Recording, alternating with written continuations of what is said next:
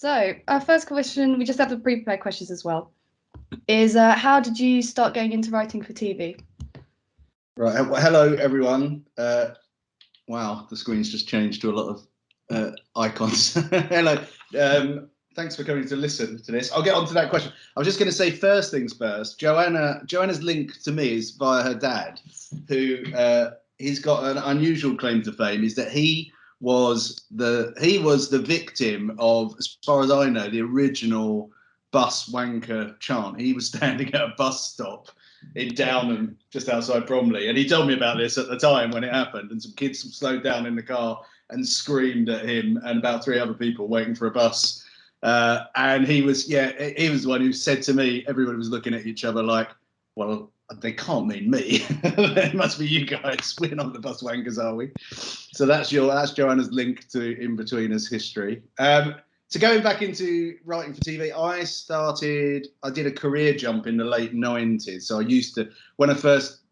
I left school, A-level, didn't do university, started working in various jobs, wasn't sure what I was going to do, ended up working in publishing, like on the journalistic side, on really boring sort of business magazines. So things like you've probably heard of them, roofing, cladding and insulation, building products, heating and ventilation products. So they're really boring magazines. I was doing that actually for quite a while because I'd left school early, and then I'd been doing it for 6 or 7 years, and I was editing one of these magazines, and I just suddenly had a kind of like quarter life crisis. I don't think we knew that existed back then, but that was what I think I was having. And I thought, I can't do this for the rest of my life. It's not really what I want to do, but I did want to work in media. So I retrained. There wasn't a lot of retraining to do, to be honest. There's not a lot. You guys are very fortunate. You get great courses now, but there wasn't a lot at the time. So I ended up going and paying for a 2-week course at a production company ran in London, and it really was just about a transference of skills because I had basic journalistic skills and I wanted to work in entertainment. I was a big fan of shows. Don't know how many of you would know them, but they're Fantasy Football, which was a Frank Skinner, David Baddiel show, was on at the time, which was a comedy entertainment show. They all looked really good fun to work on.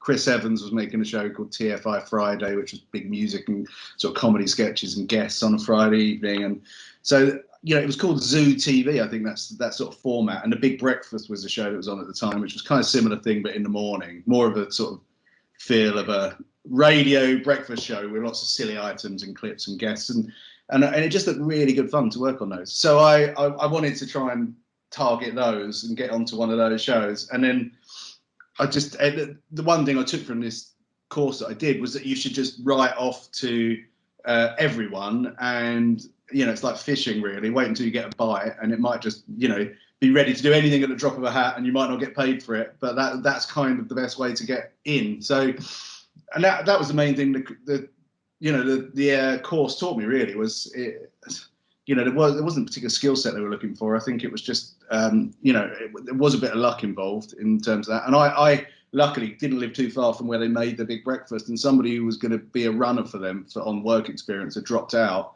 They went through all the CVs and they saw a letter and probably looked at the postcode and went, give that guy a call, we might be able to come in tomorrow. And then I went in and I started a 6-week. Back then you worked for 6 weeks for no money. You could do on work experience. They exploited you, but it was a kind of fair enough exploitation because I ended up working on a live TV show. I mean, within days of arriving and never having done anything like this, I was having to book guests and make sure they turned up live on television for a live show in the next morning. And it was exhilarating and terrifying because if you got it wrong, there was like a big 4 or 5 minute chunk of television that the producers would be really angry to have to fill because your guest didn't turn up. And I did get it wrong. The first one I booked was I was working on. There was a couple of puppets called Zig and Zag who used to work on this show, and they used to interview people. They're really funny, and it was a couple of Irish puppeteers and comedians who did this, and so I was working on a production team for that. So it's sort of vaguely comedy, and we were booking guests, and my job was to get a fisherman, an angler, to come down for the live record the next day, and he was supposed to be there like at 5 o'clock, and I booked him in the morning, and he hadn't turned up, and I kept ringing, and eventually when I got through to him just before the show went on air, He was like, no, you told me it was the next day. And I was like, no, I don't think I would have done. And he went, yeah, I've got all the documents here. And I'd made a mistake. And I thought, well, that's my TV career over. I'm going to get sacked. And my producer was angry, but he just said, look, just get me a fish, get me anyone who can fish, and and get him on the show. And I need it in an hour. So it was on a canal. So I ended up running up and down the canal outside this studio, the Big Breakfast House, until I found. I mean, I'm pretty sure he was a vagrant, not a fisherman, but he was down by the canal at sort of 6:30 a.m. And I was like, "Will you go on live television?" And I managed to get him on. But that was what it was like back then. And it was sort of a lot of shows like that, chaotic shows with big production teams that are eating up people and ideas. And so I was very lucky. And from there, I started my television career really. And they took me on after 6 weeks as a very junior runner and researcher, and I just carried on doing lots of different jobs within that. And then eventually I sort of left the world of the Big Breakfast after a year or two and went into I started drifting towards comedy then, and that's sort of that was that, but that was how I got in. A lot of luck, and nearly screwed it up on day one. That's good. That's nice. So you said, what roles have you done during your career? Like, what was the most interesting? Like, when you didn't think, you were like, wow, this is actually quite fun. Well, I was writing them out, and it's that's the beauty I think of working in entertainment and television is there's so many different. I didn't realise I'd done so many different disciplines, and it's so when I started doing Zig and Zag, a lot of that was booking guests, and I had to talk to. So that was the first time I'd really never met any celebrities in my life. So I was having to go and meet they were all the pop stars of the day or actors who would come in and all doing promotion. And my job was to sort of research their background and then do a little file and write some questions for Zig and Zag to say. And the way it worked was these puppets would they're basically arm operated, and the guys who speak for them lay down on deck chairs like down here. So there's one either side of you as the guest as you go in. And my job was to sort of go in and tell the celebrity what the questions were and explain Zig and Zag were aliens from the planet Zog and they're twins, and the guys will be operating it, Mick and Kieran underneath, and don't look at them in the eyes, look at the puppets in the eyes because it'll look weird and give it away. So it was a bit of an odd job. I quite enjoyed it. And I remember once I was talking to Caprice, the model. She was like a supermodel back in the 90s, and I was pretty clear. It was pretty clear she wasn't really listening. But I did the whole spiel about the planet Zog, and she's like, yeah. And she came on a live TV show, walked down the stairs, looked at them, screamed, and went, "Oh my God!" And she's pointing at the guys beneath, and going, "I didn't know there was going to be guys here." And everything. I was thinking, I mean, what did she think I was talking about when I was talking about Mick and Kieran and Zig and Planet Zog? So we had that was interesting. Then after that, I did a bit of on the show. They had an outside broadcast, so I produced that for a while, which meant you just had to set up where with your camera and a satellite link truck, and your presenter in the day was Richard Bacon, who'd just come off of the Blue Peter show where he'd been sacked because there'd been a big scandal in the papers about taking cocaine. So that's all I knew about Richard Bacon, was he was like really famous for being like a bad boy television presenter on kids TV. And then that was interesting. So weird. The first night I did that, I slept in a tent in a queue at Wimbledon to try and get tickets to go into Wimbledon the next day with Richard Bacon, who I'd never met, and we had to sleep together in like a tiny tent, a 2-man tent, till we could get up in the morning and do the show. And that was a weird evening. And then I did that outside broadcast. I did a thing called News Desk on the Big Breakfast, which is where you had to go through the newspapers when they came out, first edition. So it's way before the internet was really fired up for news. And you get your paper, mainly the tabloids, and you'd see a story in there, and it'd be like, Dave Wiggins has gone yellow after eating 39 packets of Quavers every day for his adult life, and then it would say Dave Wiggins of Hertfordshire, and then the producers would want me to ring around at like that, probably about 5:30 in the morning, to see if I could find who Dave Wiggins was. So that would involve it was pre-internet, so we had like a disc with all the phone numbers for the country on that were listed, and you'd have to go through all the Wiggins and the D's in the Hertfordshire area and ring them up and and call them at 5:30 in the morning and go, "Hi, is that Mr. Wiggins? Is it Dave Wiggins? And would you want to come on the show later?" But normally what would happen is you'd just be ringing people who it wasn't, and they were also sort of like, they were expecting really terrible news because nobody rings at 5:30 in the morning. So it was basically, that was probably the worst job I ever had. I was like, I just hate this job. So I was, what did we do after that? I did a game show called Last Chance Lottery, where I was helping create the games, and I was very junior on it, but I used to have to, one of the jobs I had to do was stick all these sort of like big acetate transparencies of a celebrity faces onto lottery balls, these big lottery balls. It was all part of the game. It's too boring to explain, but anyway, it was very stressful because you had to do it in the ad break because it was live from when the lottery was called on BBC One to this Channel 4 show.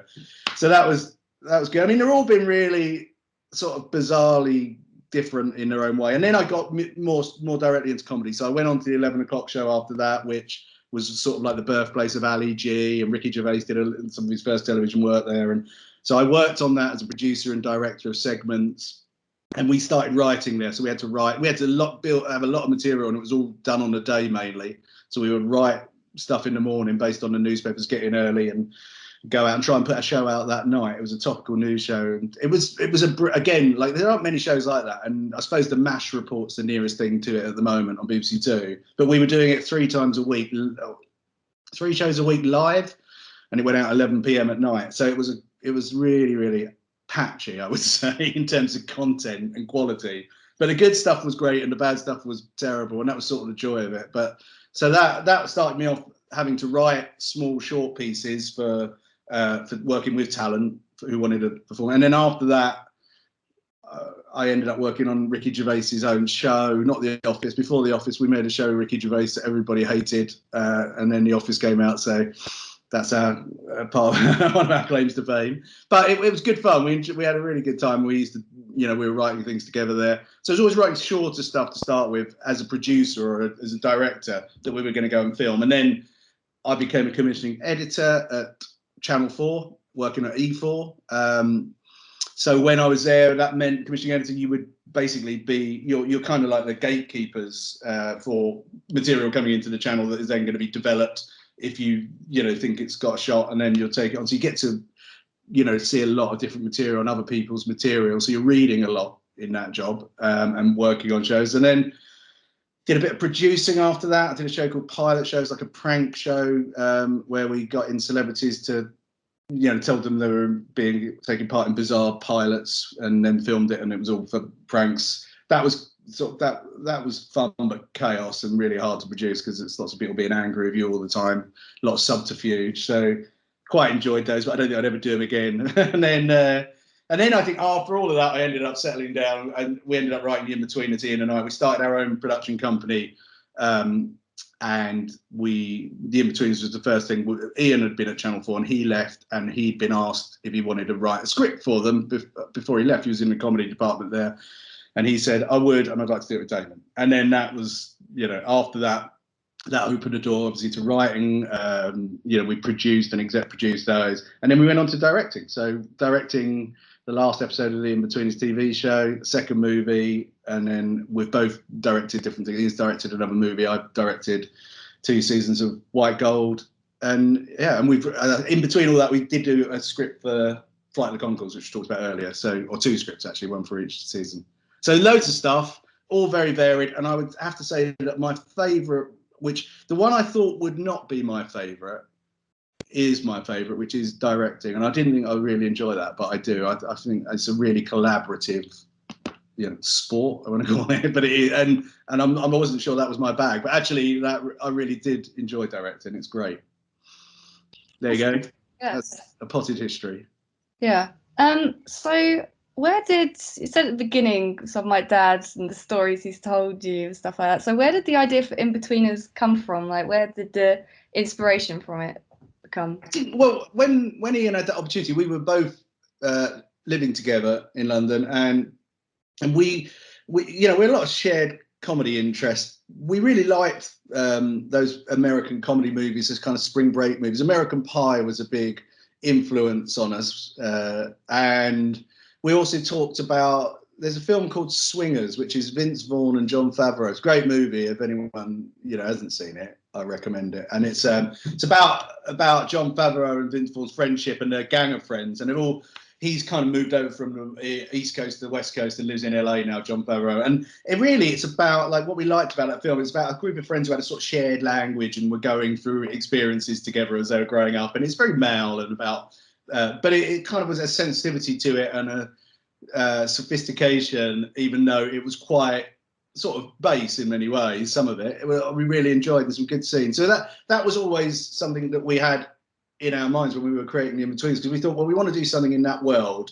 and we did think there's something. I think the whole trick of the Inbetweeners, really, the comedy trick, is you're watching 4 boys who are essentially, we know they're pretty decent kids. There's nothing terribly wrong with them, but they're at that age where they're just floundering to try out new ideas. Everything they say at that age is probably wrong, but they've got so much conviction and ferocity and the sort of, like, internal dynamics of the group that it's really, you can overhear them at that age. And we could remember, but also, I used to laugh if I would stand by or be by young kids at that age at football. And we really wanted to bottle that. We thought there's something about that is brilliant, and it says something about growing up and being a young man. I think there's a nice sort of subtext to it all, really, in that while the things that they say are overconfident, bullshit, daft, and terrible, like so many wrong ideas, and they're so vicious to one another. Really, underneath these are all just side effects of floundering around, of no one taking you seriously, of struggling to embrace adulthood. And it's just a funny, fairly unique to men, I think, part of life, and that. So it sounded, and we had lots and lots of anecdotes and stories about things that fitted into that mold that we thought we could happen to us when we were that age, or even when they were still happening to us. They still happen to be now, but we could use them as fuel for the stories. So that was the starting point, and then we kind of ended up imagining what because Ian and I met when we were adults, and we come from slightly different backgrounds, not too different, but I was all, Will's very much based on Ian, Simon was a bit more based on me, but we kind of, wanted to sort of that dynamic of meeting somebody new to your little group who's just come into it, and how, that was the original idea, was how sort of Will kind of, changed all the dynamic between Simon, Neil, and the other one, Jay. I can't remember their names. So yeah, that was the starting point, and then we just sat down and started to plan it out and see where it went. Great. So how hard was it to get it commissioned? Because I know you said earlier that it was that Channel 4 asked you to write a script, but was it difficult for them to approve it and stuff like that? I'm not quite sure. It was both easier and harder than projects that I've worked on since. I'd say easier because we had this guaranteed script commission, which a lot of people don't have the luxury of having that. And that came because we'd worked there, and Ian's boss, my boss really, she was the head of comedy there, was a brilliant woman called Caroline Leddy, and she's been our exec producer ever since. She's not at Channel 4 anymore, but she was responsible for so many great Channel 4 comedies during her time there and developing them. And she's a really, really brilliant comedy mind and producer and writer. And so we used to hang out with her at lunchtimes, and she would always laugh at us just talking and being idiots. Some things don't change, and shamefully, I'm still a bit of an adolescent when it comes to sort of how I behave and muck around, especially like in a lunchroom. And we would do that at lunch, and she was like, if you could bottle that, you could get that tone and into a script, I'd really be interested in developing it further. So that was how we got the commission. So we went about writing the episode. We didn't tell them too much about what we were going to do. And we came back and delivered it. And it went internally to everyone in the comedy department and above, and they were reading it. And everyone was really positive and said, we think it's great, it's really funny. But then they said, we can't see it being made because it's got leads who are going to be playing 16-year-olds. They're going to be required to be really, really great comedy actors. You don't get many of those at that age. I'm not sure people are going to watch teenagers prime time on a Friday night on Channel 4.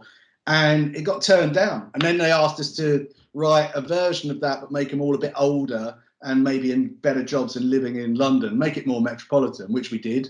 And everybody that read that, they still said the same things. It was slightly different characters, but they were still kind of having the same adventures. and we hadn't adapted it too much. And then everyone who read that was like, whoa, you can't have characters in their late 20s talking like this. It's awful. They're like, they should have grown up. This is borderline misogynistic. And we were going, yeah, well, that's kind of what it was. That's sort of like, you know, that's why it's encapsulated in a time period, the Inbetweeners, because it's not all right to say any of these things. So we ended up, that was it. And then we got a call about 3 months later, because we were working on other things, and E4 had just decided that they were going to spend more money on 2 shows. They'd spent a lot of money making low budget shows, but what they wanted to do was make just 2 shows that were full budget, like they would be for the Channel 4 main channel. And one of them was going to be a drama and one would be a comedy. And the drama they were already well down the line on, and that was Skins.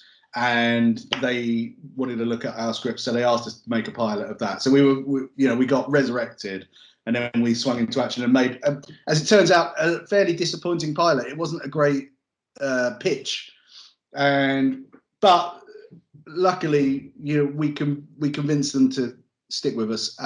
We ended up having to recast the entire show. Only James Buckley was in the original, and then we made the first season of that. So yeah, I'd say both easier and harder in many ways. Nice. So, in the way of the actors, so like, did the actors have much of an input on how their character was done, like within the script? Because, for example, like Greg Davis was a teacher before becoming an actor. Did he give any like impact or like ideas in ways to make it more realistic? Well, funnily enough, in terms of the most of the scripts, I'd say nearly all of it. It's pretty much from me and Ian. We were kind of tonally, we were quite almost dogmatic about how even the cadence of the lines, in a way that I wouldn't be on projects now with actors, but in our heads we knew how these characters spoke, so we would be giving quite tight, even though we weren't the directors, we were there every day dealing with the sort of performance side of direction and saying, look, you need to say it like this. But with Greg, he was the exception because we knew him. He was brilliantly funny.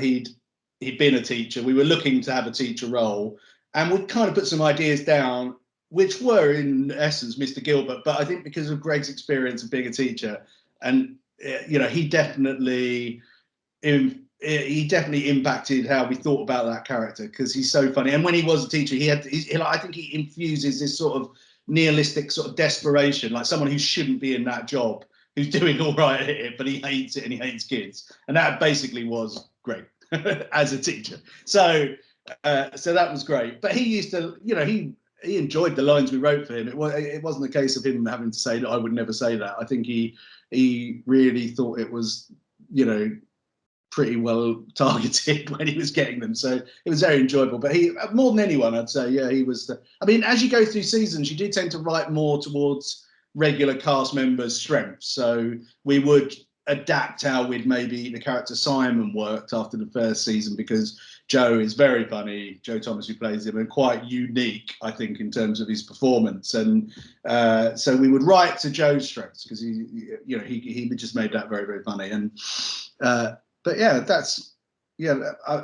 I would say we didn't change that much, but that's not how I always work. I think every project is very dependent. We had a lot of younger, newer actors, so we were being a bit tighter on the reins. Nice, great.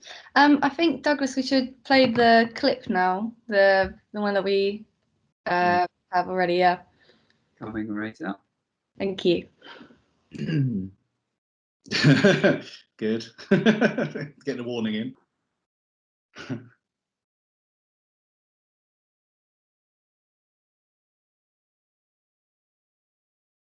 Yeah, I love that scene. So what was the sort of process of making that scene? Was there how did that come about? Well, funnily enough, because I think it's been voted in the past the viewer's favourite scene, but it's a good one to talk about, because originally when we were doing our storylines for that season, we had a completely different episode. We didn't have that episode in it with the field trip. It was the last one that came together. And one of our script editors is a guy called Robert Popper, who's a comedy genius, who is the showrunner, writer behind Friday Night Dinner. So that's his show and that's his family. But he works at Channel 4 as well. So he's a good friend of ours. And he came in, and in our room where we would write, we would have all of our different ideas about funny anecdotes on post-its stuck on the wall. And we'd got all of our episode outlines ready. And there was one that wasn't working. And Robert just looked up on the wall and he went, "What's this?" And it said fish, Swanage. And we went, "Oh, I went on a field trip to school and went to Swanage." Well, not to Swanage, but we said it was, I can't remember where it was. But it was down on the south coast. And he said, "Well, what happened?" And I explained. I said, I don't think it's an episode. I said, what happened was one day, weirdly, they let us go out at lunch on a boat unaccompanied, like 4 of us. And we ended up going out the harbour. And pretty much as plays out in that episode, we threw out a line that was in the boat. We didn't really know what it was for. And then when we got back into the harbour, some local kids were saying, pull your line in. And we did. And there was a fish on the end of it. And then we headed back out to sea because we were panicking. And then somebody had to kill it in the boat. So and Robert was the one who said, you've got to build an episode around that. He said, there's got to be a funny field trip episode.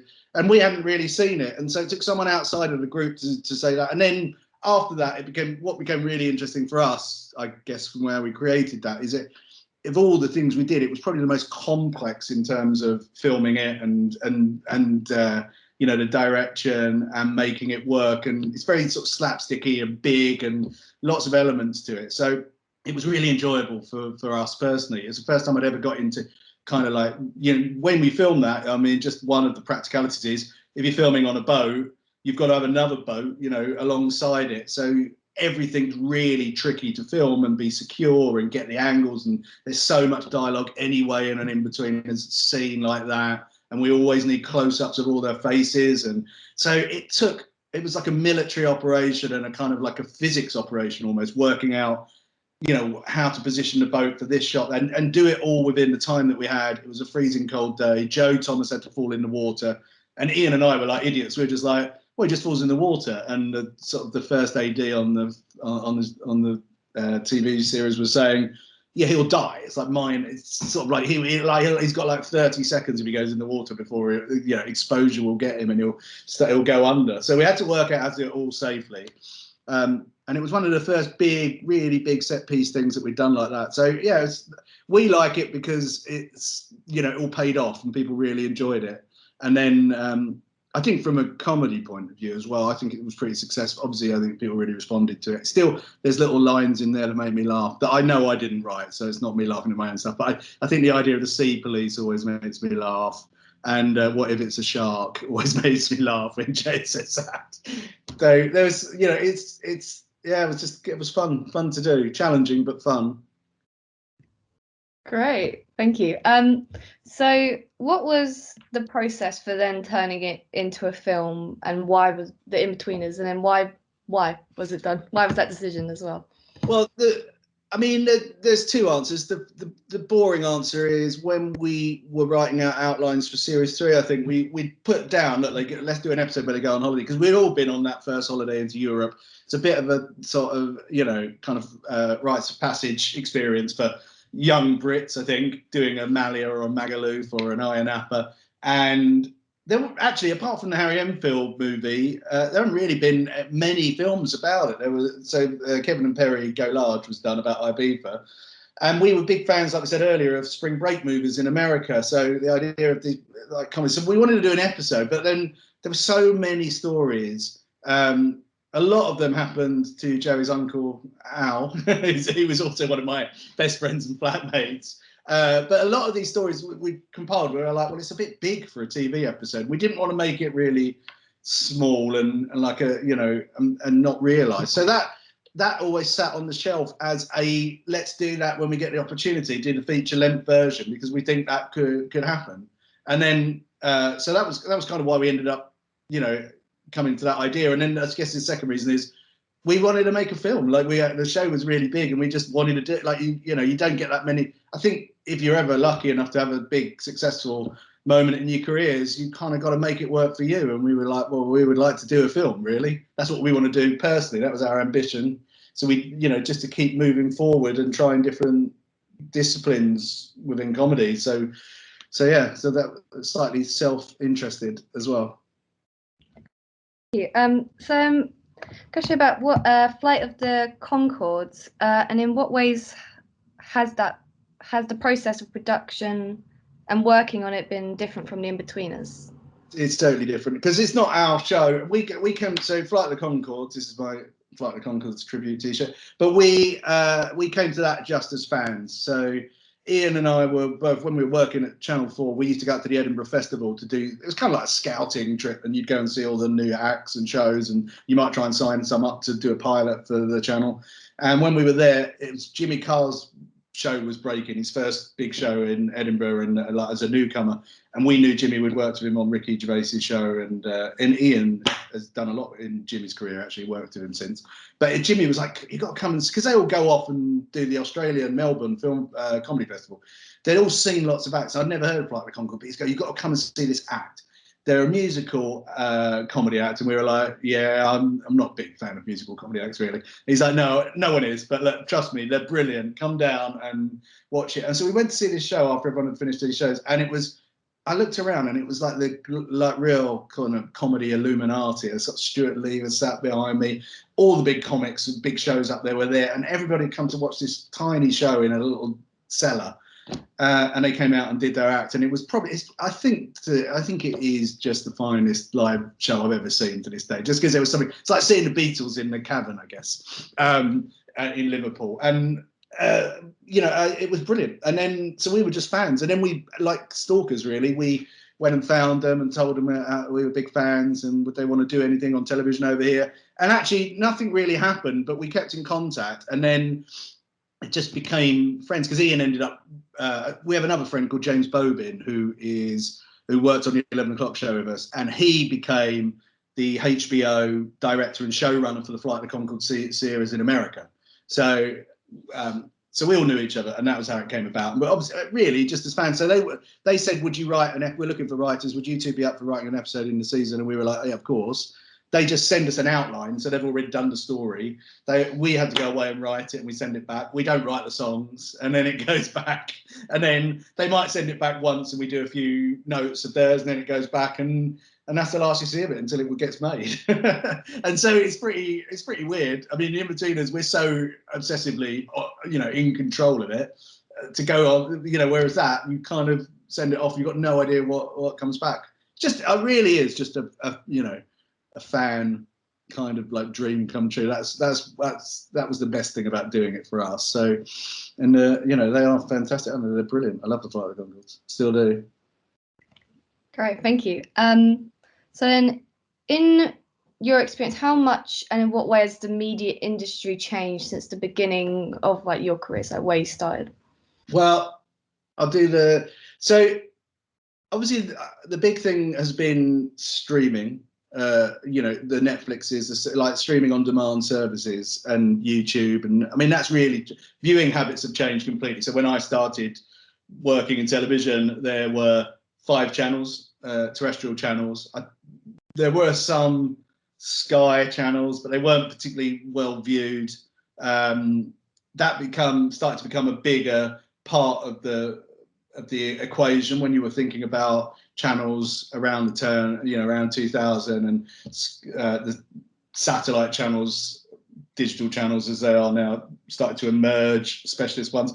So it's really changed. So people used to watch TV in a very linear fashion. You kind of waited for it to be, there was a big show that week, it would be on at 9 o'clock on BBC Two. If you missed it, you would have to have videoed it, VHS recorded it, or maybe Sky Plus it. You could that was starting to come in, but they didn't have that original, and so everyone watched TV as an appointment to view, whereas now you watch whatever you want on demand when you want it. And that idea of watching anything when it comes out really only means something to a certain generation of people. I guess to your generation, it means nothing, does it? I doubt there's many shows you have to watch when they come out at a certain time once a week now in your life, are there?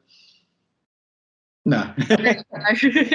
No, so that's really changed, and that's obviously, and the amount of money.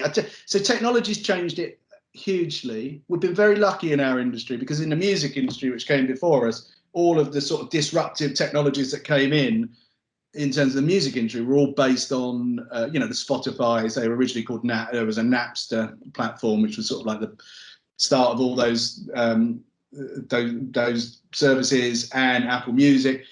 It's kind of really what's happened over the evolution of the music industry is that more and more people have taken money out of the chain for themselves, and actually the artists get a lot less than they ever got. Whereas because Netflix was sort of the big technological leap for television anyway, and it's a paid for service and it works, we've been protected, I think. So, and hopefully it will carry on like that. So actually TV has seen a huge input in the number of in budgets, in money going into it, the quality of shows. We live in the golden age of television, I think it's often called, and it is. And so that's been brilliant to see. I'd say on a topical level, and something that's pretty more sort of the moment, diversity's been really that's shifted a lot since when I first came into television, the area of diversity. So people of colour, LGBTQ,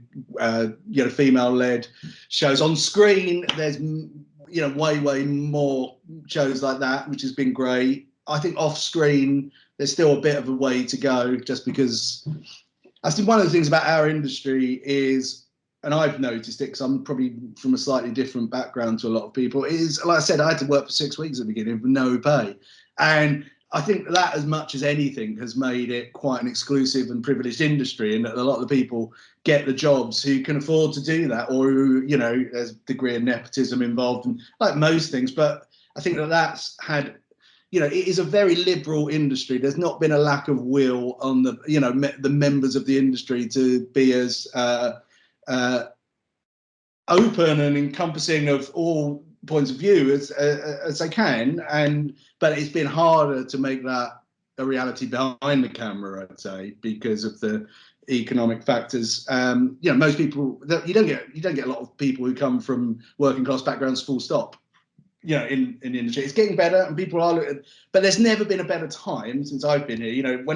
We've made a show, our production company made a show called Enterprise with a brilliant young black writer performer called Coyote Awumi, and he, that show's been brilliant because the breadth of talent that we've been exposed to from his community that he wanted to bring into the show to make it's all about being young South Londoners and trying to get business going, and he's a real talent, and that's been, I'd say, there's a real marked difference between when I first started in the industry. If you were doing a project like that, just the amount of acting talent and writing talent and the sort of the music side of things, the art side, it's really refreshing to see, and there's some really brilliant people coming into the industry now, which I've enjoyed immensely. So that's that I'd say that's moving very helpfully in the right direction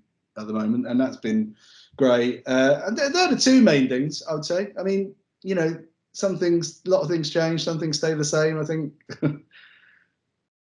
Great, cool. So the question is, do you think that teen comedy is becoming less mainstream? So like the sort of genre of the Inbetweeners not as popular as it used to be? I don't know. I mean, my hunch is everything's just fashion, isn't it? And actually the last two big hits last year comedies were Sex Education and Derry Girls, which are teen comedies. And so I think that I think the difference is that they're evolving. There'll be Sex Education is probably much more sort of sophisticated, nuanced approach to teen sex issues than the Inbetweeners, where they're just sort of like lying about the massive wanger and pointing and sniggering at everything. That so it definitely, like, and it's a great show for that. So but we were a pretty low bar. So I think that it just evolves. I actually think young audiences are very surprising. We make a show called White Gold, which is set in the 80s, and it's about double glazing salesman in Essex, and I just thought, well, that is a show that is exclusively for people my age and older, and it seems to be, I was completely wrong about that. It's like all the evidence from the audiences is young people love that show and they really like it. So it's hard to know what the young audience wants. I think they don't know really. They just respond to it when you see it. I've always believed that. Every year when you work in production as a producer, you'll get like BBC comedy department, Channel 4 comedy department will all say, come and to meet us for we'll do a talk about what we're looking for this year. And they have to have goals and aims, and then they tell you what the genres are they might be looking to commission in. And I've always just, as a rule of thumb, just thought I'm going to ignore that, because if they think they want it now, that means normally because something worked last year somewhere else, and they think, oh well, that's what people want, and that just isn't what people want. People, it's really, really hard to second guess, and that's why it's a fascinating industry. I'm paraphrasing. There was a great writer in America who wrote some books about screenwriting, and he just said in there, his big #1 mantra is nobody knows anything, right? And that is true. And everybody's trying to justify and you've got, their existence. You've got to work in that. But I just don't know what's around the corner. And so concentrate on what makes you tick, what you think would be funny to see. Second, you start writing for an audience, I think it takes something away, certainly in comedy. I think you just, it's all about voices. So you've got to just try and get your voice and tone into something. But yeah, I don't know about teen comedies. I suspect not, Joey, is my honest answer. I think if there's a brilliant teen comedy around the corner, kids will love it. I've got a 13 coming up 14-year-old son, and he watches all the comedies, not Brooklyn Nine-Nine, Inbetweeners, Modern Family. He just likes good comedies, really, and that's what he's looking for. Friends, everyone loves Friends, don't they? I mean, that doesn't seem to have dated tremendously. Great, thank you. And then what are you working on now? And do you have any projects for the future? Yeah, we're working on, I might be doing another White Gold series, because the next sort of step for that show was they were all going to go out to Spain and start working in the timeshare industry, which was another real sort of like industry of ill repute, and there's lots of terrible selling techniques, much worse than double glazing, and it's all set, and I'd like to spend 8 weeks in Mallorca really filming it. So there's a big push to try and make a new series of that. So we're waiting for that to get over the line, but that's hopefully coming up. And because we've all been locked down, we haven't been able to make anything. We've just been working on development. So I've got a new drama, really it's a drama, sort of World War II drama I've been working on about a British double agent. And Ian and I have been developed a new show for Will Arnett in America. He's from Arrested Development and 30 Rows, big comic. He was in our show, The First Team, which we went out like earlier this year about football. So we've developed a show for him out there, which we're hopefully going to get going on the scripts on that very shortly. And then, I run a production company, so we've got quite a lot of other people's work in the pipeline at different broadcasters that could go any minute. So we've got a CBBC comedy drama coming up, and then the next iteration of Enterprise, which they're not doing anymore of, but Coyote, the showrunner on that, is talking about what he wants to do next. So hopefully we're moving on with that. But yeah, it's just a weird time for the industry because everything's been put on hold, and they're sorting out so many problems, fighting fires from productions that went down at the beginning of the COVID pandemic, and trying to get made. So a lot of money's hemorrhaged out of the chain. So everybody's just focusing on that, and then hopefully we'll get some decisions any day now about what we're doing for the next few years. Brilliant, cool. So how important is networking for a career in television and media? Well, depressingly, it's sort of important. Do you know what? I think that's just life in general. You've got to be able to sell yourself and your ideas and your passion without people thinking you're a bit weird. That's kind of key. There are people out there who will help you. If you've got a brilliant idea and it's just a fantastic script and you're great and you're not good at those things, you're not good at selling yourself and networking, you will find people, good producers, who can do that for you. But ultimately, I think, just in life, I think you've got to have a degree of being able to sell yourselves, humility as well. But I don't sociopaths, well, they do well in some fields, but I mean, they don't like. I'm not advocating that at any level. I think people want you to be honest and real. But I think the honest answer is it helps if you can, present yourself better. Be personable, have friends, create colleagues, allies in the industry that will help you out or trust you or have your confidence. So, like, you know, I think it's a lot like life. So there's a bit of that, yes, but I don't think it's anything that you wouldn't do anyway.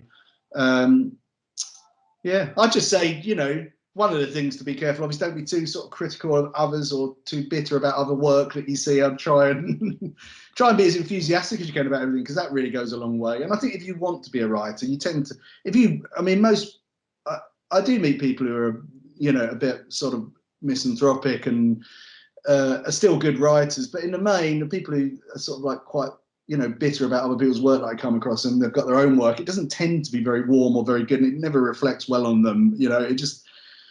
So yeah, there is a little bit of that, but I say I don't think it's industry specific. I think that might just be life. Great. And then our final question we have is, what advice would you give young people, like us students, who want to write television? I mean, you know, in a self-interested way, I'd say give up now. Just let all the old white guys carry on making a fortune. But no, I don't think that at all. I think my big thing would be live a little, right?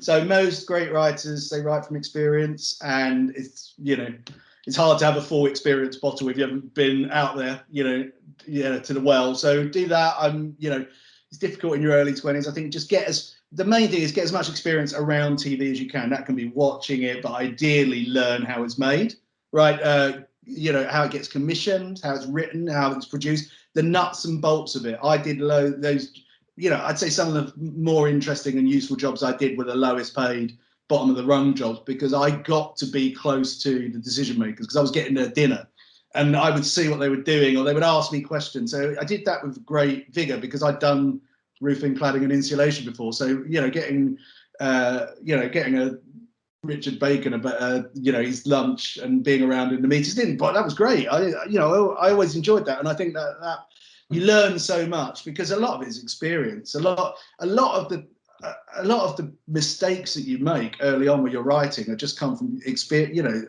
You'll learn not to do those just as you go through it. A bit of waste of time. Like, don't let the perfect be the enemy of the good, I'd say, is a good sort of a bit of advice for writing. The first thing that you ever write, don't make that your sort of great opus, because it's very unlikely it's going to be. It's probably going to be a bit shit. It's probably be charming, and it might be a good way into people to access your talent, see your talent. But I don't, you know, I've met people who spent, you know, 12 years since uni working on this one script, and it's been driving them mad, and they've rewritten it, and you just have to say to them, look, it's never happening, and you just, you know, and that's probably spent too long in it by that point. You know, they can't get over it, and I think that was something. You're going to need to learn to appreciate notes from people, and take notes well, and understand that even if you get a shit note, and you will get millions of them from people that you don't really respect their opinions, try and think why that note occurred. Like, there might be a very good reason. It might be a stupid note, but something's not working there in that bit of the script, probably, for someone to think, oh, I better write a note about it. And when you do find people, like we've got Caroline Leddy and Robert Popper, who give you brilliant notes, hang on to them, like, for dear life. Pay them well, whatever you work on, insist they work on it with you. And, you know, you're going to need to surround yourself with really brilliant people whose opinions you trust, because certainly writing comedy, you need to get it out there to as many people and find out where the laughs are and where they're not. Because nothing like sitting in a room full of people not laughing at your comedy. That's much more scarring than, you know, the memories of hearing them laugh. So yeah, I'd say that, you know, you've got to find some really good support people that you trust. But there's lots of writers online who, like Sam Bain's a good writer who writes Peep Show, who does lots and lots of advice for other writers. I think writers like giving advice to other writers. So, you know, you can find that everywhere. I think they're really useful. They'll give you tips about note taking and all those things. There's lots of people online that will help you out. But look, at starting point, Sam Bain, I'd say, Peep Show, does a lot of good information about writing. Stay enthusiastic for the craft. We talked about that. Watch and enjoy. Obsess about television. You know, the good shows, good writing. Don't let it dishearten you. It will, when you see something brilliant and you'll think, I can never do that. But you've just got to, like, use it to spur you on. You know, don't wilt with self-doubt. That's the other thing. Everyone has it who's good, right? Everyone sits there, wakes up at 4 a.m. and goes, what am I doing with my life? I can't do this. Why am I kidding myself? I'm an imposter. I mean, I get it now. I had it last night. I'll have it again. I remember when we were making White Gold, I was reading about Martin Scorsese having it on The Wolf of Wall Street. In fact, it was before then, wasn't it? But anyway, and he said he had it in every movie he had. There's a point in the edit where he looks at it and goes, "What the hell am I doing? This is the one where they all find out I can't." And I just thought, well, he's a master of the craft, and he gets it. So I think don't let that deter you. Just go back to sleep, get up, wait for the good day, and get going. But like, it really isn't as bad as it feels at the time. As I think that's a really, really important one, because everyone gets it. If you don't get it and you think everything you do is brilliant, then you're probably a sociopath, as we described earlier. So I don't know. There's nothing I can say that will help you, because you'll think you're great, but most people don't. And I'd say all the successful people I've met have that. They have that quality, and it's I think it's very human. So don't let that get in the way of you. Don't you can don't wallow in it and don't wilt in it. And that's it, really. Hopefully that's useful. Great, that's so helpful. Thank you so much. We haven't left many time for questions that people have, but I think someone put in the chat question, but I'll go over to Douglas for Do that. you have to end at 11 is the question, because I don't, so it's up to you. I'm not quite sure. Yeah, okay. Douglas, do we have a... Yeah, I don't think I have to. If people have got meetings or classes, then it's fine for them to leave and go to their meeting or their class. But yeah, if it's okay with you, Damon, we can continue. I'm just waiting for all the lights to go out. When it goes blip, blip, blip, blip, no one's left. We actually just had a message in the chat saying keep going, and it's got several thumbs. So for those of you who joined us a wee bit after the beginning, because we're recording this, if you have a question, please put it into the chat, the text chat, and we'll read it out. Because we're recording it, we can't let you unmute your mics. So the first question, Dave, is somebody's asked, in your experience of working with Ian Morris as a writing partner, what does it take to be successful when collaborating with another writer? Have I just put myself out of the meeting, by the way? I'm here. Still in it. All right, I can't see the picture. Hang on. I'm coming back. Okay. What successful writing partnerships? They're quite rare, aren't they? What was the actual? Sorry, Douglas, I was got like an old man. I confused myself with a laptop there. What was the final part of the question? What does it take to be successful when collaborating with another writer? I think the main thing is you've got to trust that they're funny, right? So, because there will be times when you disagree about something. Someone pitches an idea and then you just think, I don't know. And you shouldn't be afraid to say, I don't know. And you also shouldn't be afraid to say, trust me, I think this is going to work. So if Ian would say that to me, I would go, yeah, fine. Like, he's earned my trust. I think he's really funny. He's one of the funniest people I've ever met. That's so essential, because I've seen it before in partnerships where people have been asked to write something together, maybe by an agent or by a channel.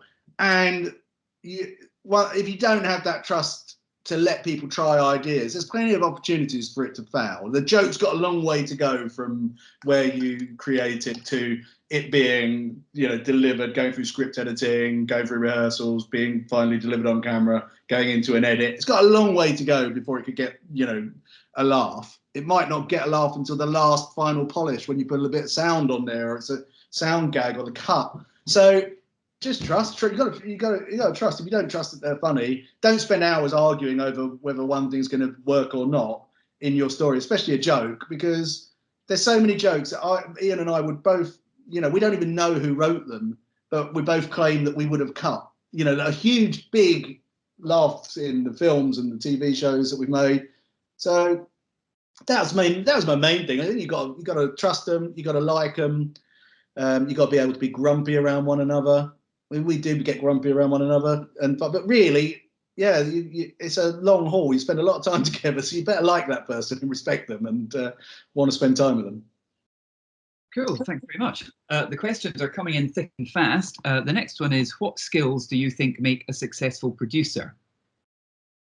Oh, interesting. Because there are two types of producers, really. It's pretty broad, but the two main types are, you got a producer who's like the nuts and bolts, who makes you really confident as a writer or as a performer that everything's going to be ready on the day, and any questions that you've got are always answered, and you know your vision is being delivered. And then you have producers who are more sort of showrunners themselves, who probably don't do that nuts and bolts production side of things, but are more concerned with, you know, like a show like Better Call Saul. The showrunner there would be, their main jobs really are storylining and planning, and they're responsible for these characters in this universe and bringing it and being faithful to that and making, and then they do go on and become more involved in the production and the delivery, but they're more of the nuts and bolts. So I think different skill sets. Again, you've got to be able to get on with people. I think we're well past the days of dictatorships in business. Directors and producers who used to just scream and nothing was ever good enough for them, and all of that comes from anxiety. You know, there's a lot of that. You know, I don't condone it. I know where it comes from, because people do get anxious that, you know, they're not going to get another job, or they're going to screw this one up. So, but it doesn't excuse it. And I think that kind of thing's gone. You know, you've got to be able to build alliances. You've got to be able to enjoy collaboration. You've got to be a bit of a salesman and a snake charmer at times to make people accept things that they probably don't want to accept. So all of those skills are useful, and you should have an absolute love and understanding of storytelling. I think, I mean, that sounds obvious, but I do meet people who aren't that bothered. I think yeah, just all of those things really. Yeah. The next question is, obviously a lot of the story of Inbetweeners comes from personal experiences. Did much of that happen with White Gold?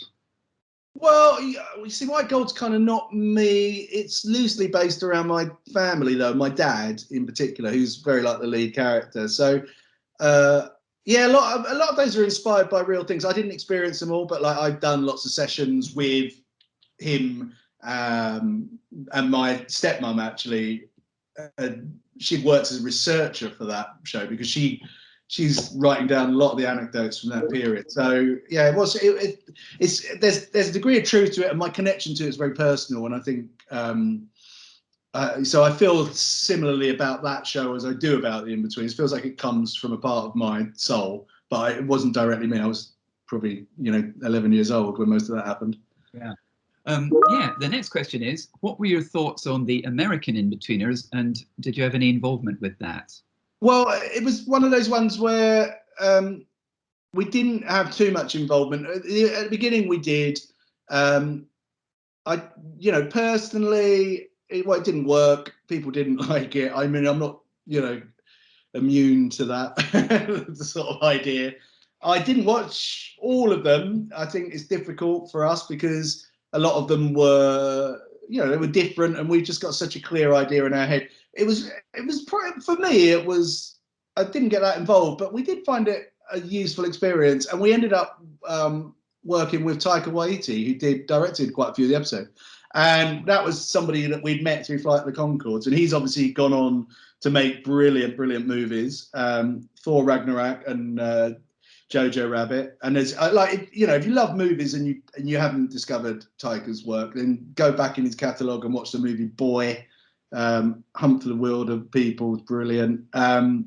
He's a fantastic director, performer, writer. What We Do in the Shadows, the movie, of course. So yeah, it's one of those things. Even things that don't work, that's what you'll find in your careers. Hopefully, is even things. Not everything's going to work out. I mean, we just made a show, The First Team, which was a football show, and it went out sort of in the beginning of the pandemic. It's kind of it's a bit overlooked. Don't think it. We haven't quite decided what's going to happen with it. We don't get to decide. It might not come back, and you have to sort of take those things on the chin. We're proud of it. It was good. I'd recommend watching it if you get a chance. It's on the iPlayer, but it's just one of something always comes out of it. You always make great relationships. So Ian's been working with Taika since then. He's just written a film for him that Taika's finishing off at the moment, and working on a couple of other ideas. But yeah, so I have good memories of it, but I do understand it was ultimately a big whack from the audience. Next question is, how developed should your idea be before you start writing? Oh, good question. It depends what you call where you start the writing. So for me, I think starting the writing is that point you just described, the idea. That's the start of the writing. You're like, has it got weight? And how can, you start to imagine this universe and this idea and the characters, and then you're going to have to start plotting out, normally I guess you start with characters and an idea, and then you need to start building up the plot, and so you get to a point where you've got an outline for an episode essentially, or maybe a catalogue of outlines. So you've got a series. But I wouldn't, before I started writing the script, we go through quite a few processes. So the first one would be, we've decided on the idea, we've written it down, we'll go away.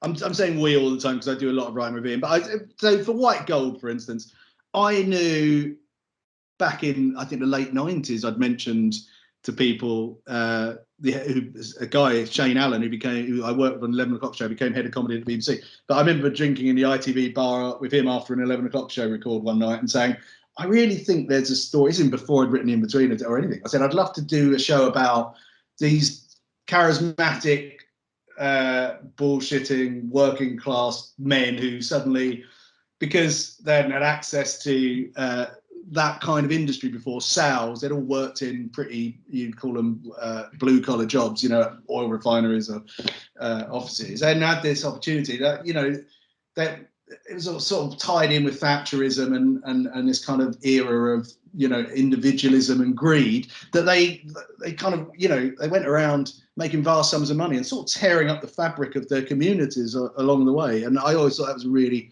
fun, interesting idea and a way to do that period and lean into it and the bad behaviour, but without condoning it all. And so he remembered that. So that idea took a long time. I then, once, when we were sort of over the Inbetweeners, Shane said to me, what do you want to do next? I said, remember that idea? And he said, yeah, I loved it then, let's do it. So I had to then go, right, well, look, I know it's based around a showroom. I know the character, one of the lead characters, Vincent, who's going to be, dad, he's going to have that family. And so I just started to build up the world around that. And then what do you remember about it? And I knew in my head, it was kind of, that was the original story, is like, how this one guy goes from, life working in an oil refinery to being a really, really sort of flamboyant, flawed, charismatic success in a business, and what it does to his family and his community around him. So I started to flesh that out and say, well, these are the characters, these are the events, these are all the funny stories. And you end up, that is what I call the post-it stage. You're putting everything on post-it notes. And then you can start to go, well, look, actually, this could be a first episode. This one where he's at the oil refinery and he loses his job, that works quite nicely. We come off of that, and then we see him going to get the double glazed job. And episode one takes shape, everything falls into place. Then you get onto the storylining process, which is sort of taking those post-it notes and writing an outline for the story, which might be a couple of pages of A4. And then the next stage for us would be, well, now I'm going to break it down scene by scene and go, right, opening scene this, opening scene, which is sometimes just splitting up the paragraph. Sometimes it's adding a bit more until you get, what feels like an episode, which is like a 10, 15 page document where the scenes are, and that's your outline. And then from there, that's when I would go to script. So that's a very long answer, but that is sort of like a description of the process. And I've probably got examples of that process from either Inbetweeners or White Gold, all the steps of the way, which I could let Joey have if anyone wanted to see it. So you could just go, all right, that's kind of, I haven't got the post-its, so you can imagine those. But the rest of it, a story outline going into, or sorry, it's just a sort of treatment into a story outline, and then a script. If anyone wants to see anything like that, it might be quite useful. Yeah, that'd be fascinating. Thanks for that. Yeah. The next question is, what would be your advice for a young writer trying to get into the television industry? It's interesting, isn't it?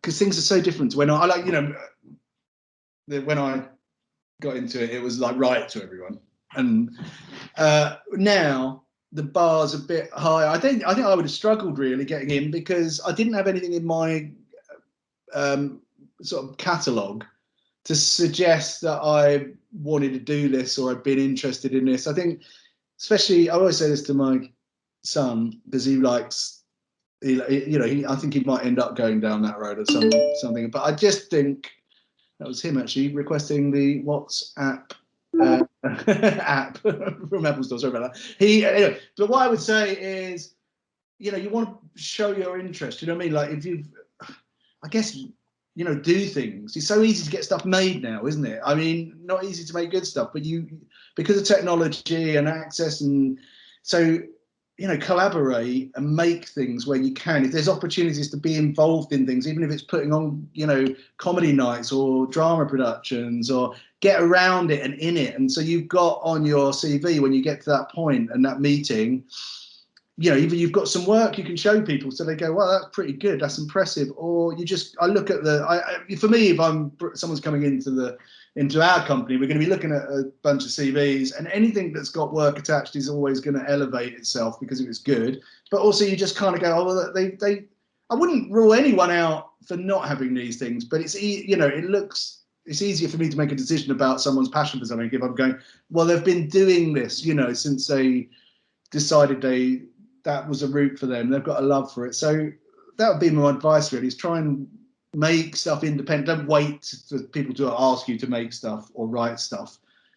Do these things, enter competitions, really, I'd say, be enthusiastic and about the form, the art form, as I pretentiously would call it. But, you know, watch as much and view as much, consume as much, obsess about it.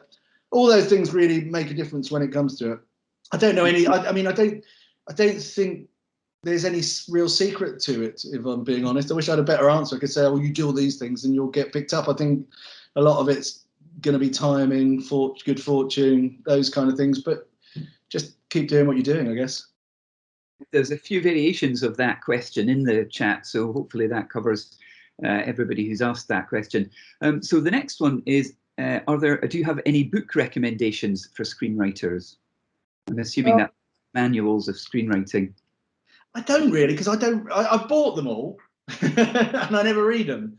The only one is the one that I recommended earlier.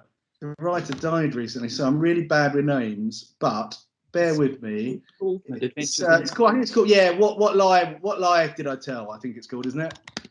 And the reason I recommend that is, yeah, William Goldman's Which Lie Did I Tell?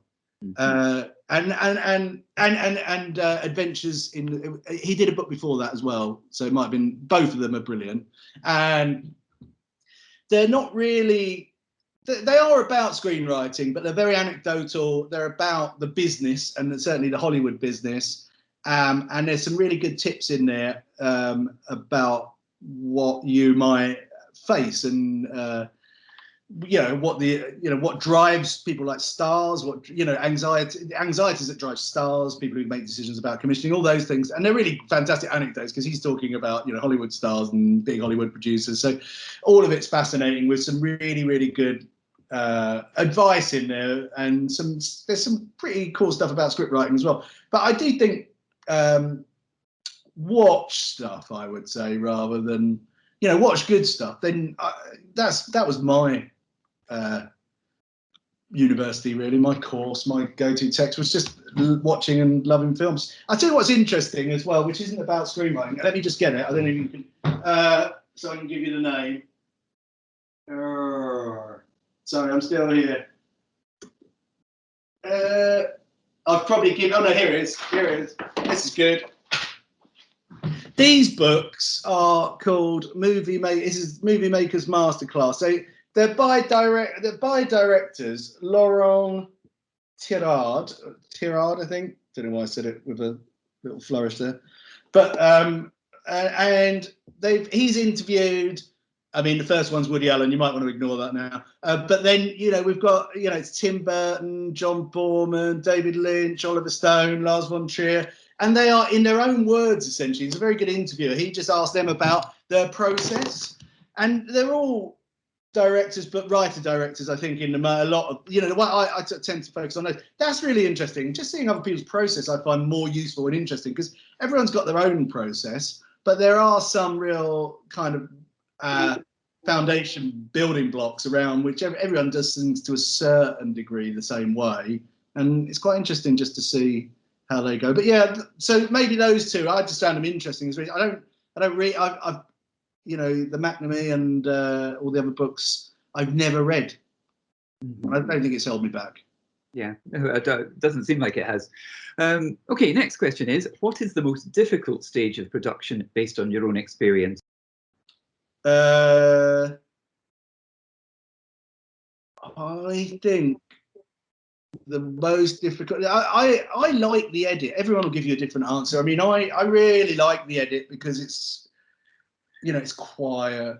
It's a big jigsaw puzzle, really. But when it's going badly and it's not coming together, it's horrible. You know, when every time you do a first cut of anything, so you spent all this time and energy, sometimes the, you know, the best part of your life building up to that moment. You've written these scripts, everybody likes them, you've gone out and performed, it's been performed and recorded, and then you get to the edit and you do the first cuts of everything and you watch it back with, you know, it hasn't got the right sound on it or anything like that.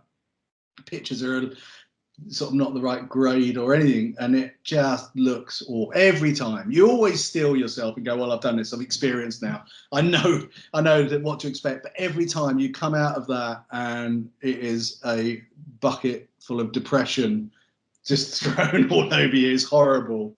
So that is without doubt always, anything you do, the worst part.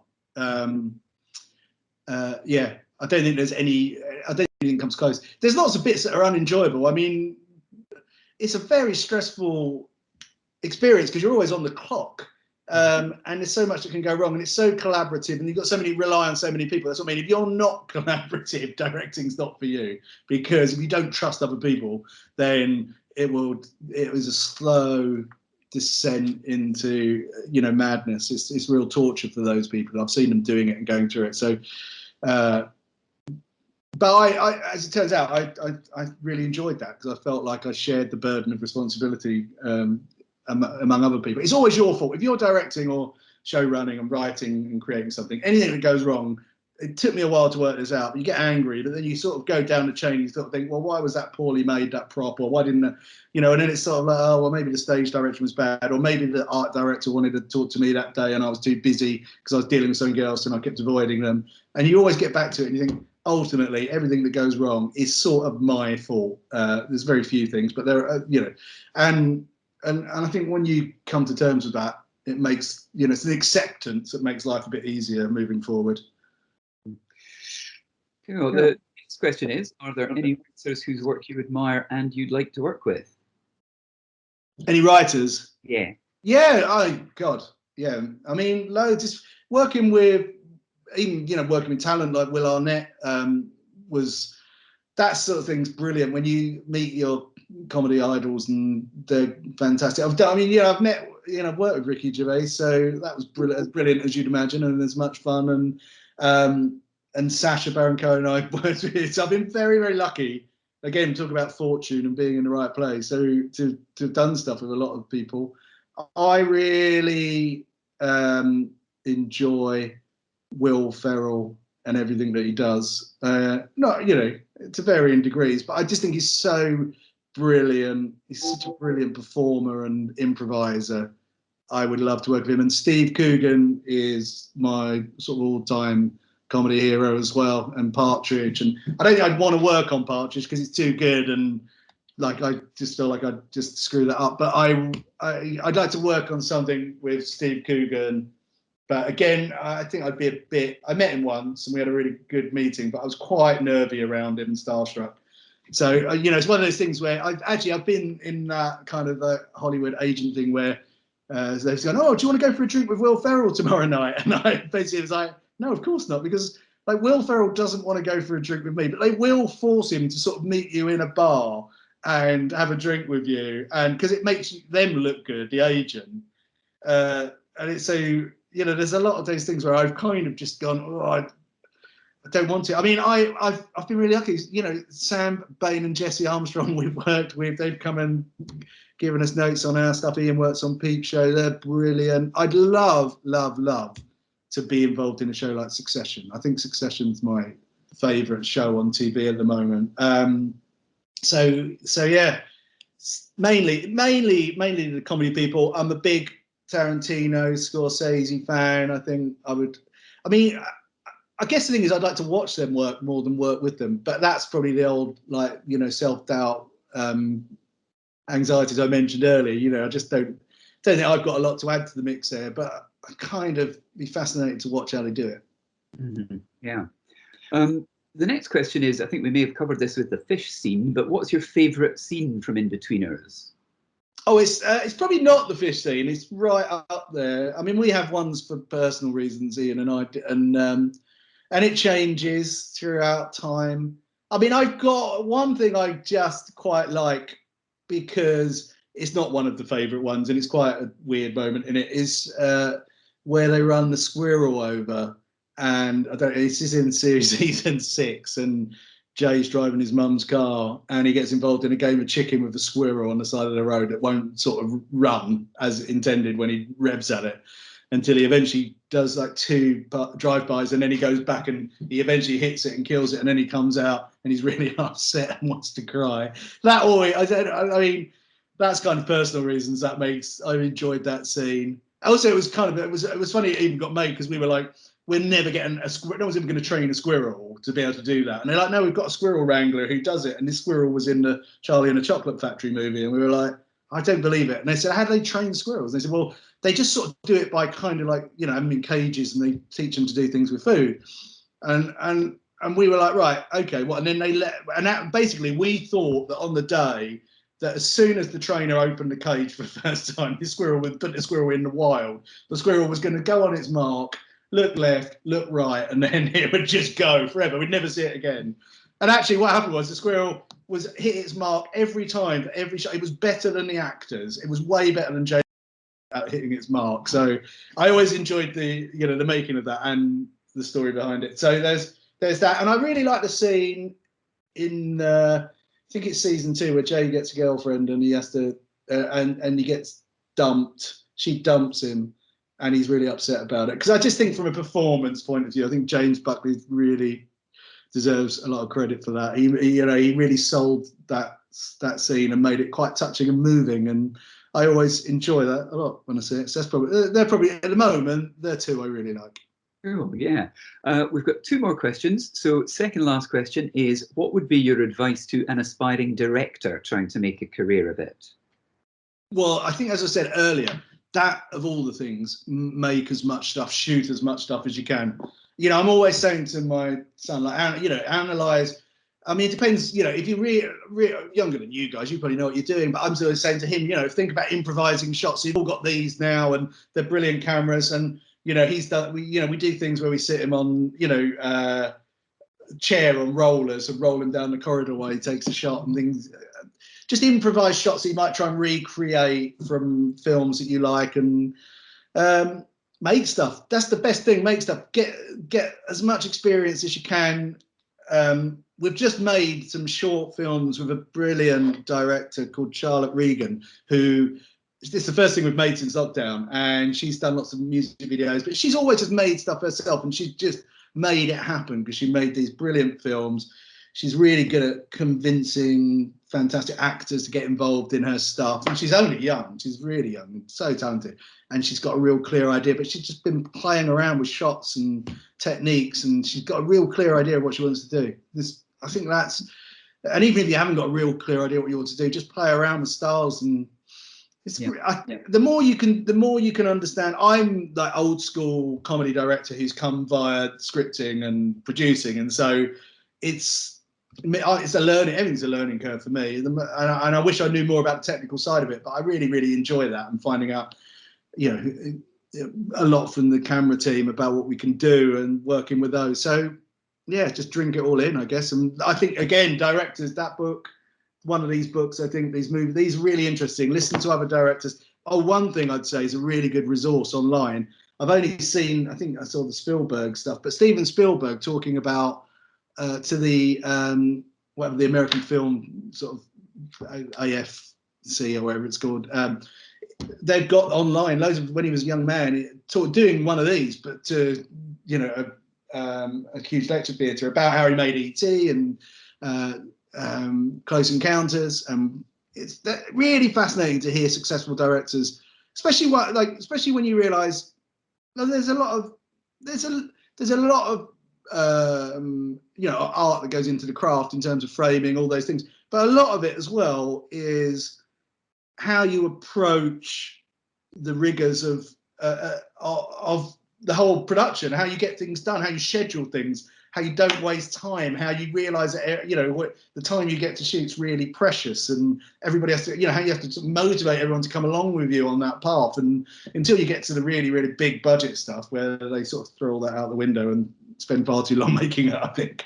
But it is, those kind of things. There's a practicality in directing that I think is often overlooked when people think about great directors, that they all seem to have, and I really enjoy that side of it as well, working out how we're going to film it and how we're going to do it efficiently with the time and the resources given. But all of that you've got to embrace, I guess, and make stuff. Cool. And the final question is, how long does it take you to write a first draft of a sitcom episode?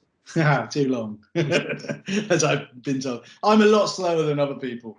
I think it's very personal, but for me, if I was going to do a first draft of a script, if it was, let's just to make it easier, if it was like I had a story outline already and I was going to then go and draft that, I would expect it would take probably a couple of weeks to go for like anything like 24 to 29 minute script.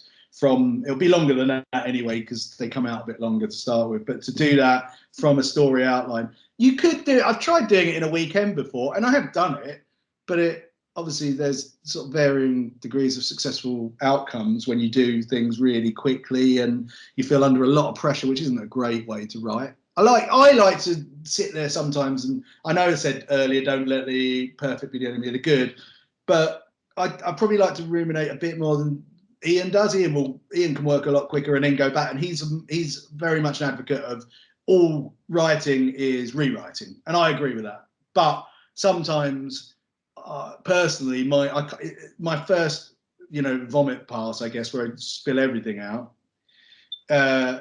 if I do that too quickly, I feel like I might have missed stuff. And sometimes you get locked into ideas a bit too early. I think you do have to give yourself a little bit of breathing room. So I'd say a good first draft, a couple of weeks from off of the story, like scene by scene that you've got.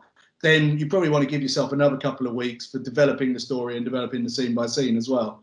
I think when we do a series of the Inbetweeners, when we look at our schedules, we always put a month in per script. So it's kind of 2 weeks of 2 weeks of writing on the script itself, and 2 weeks of storylining and scene by scenes, and maybe redrafting time goes into that other 2 weeks as well, or a little bit more. But yeah, that's a golden rule. Yeah, great.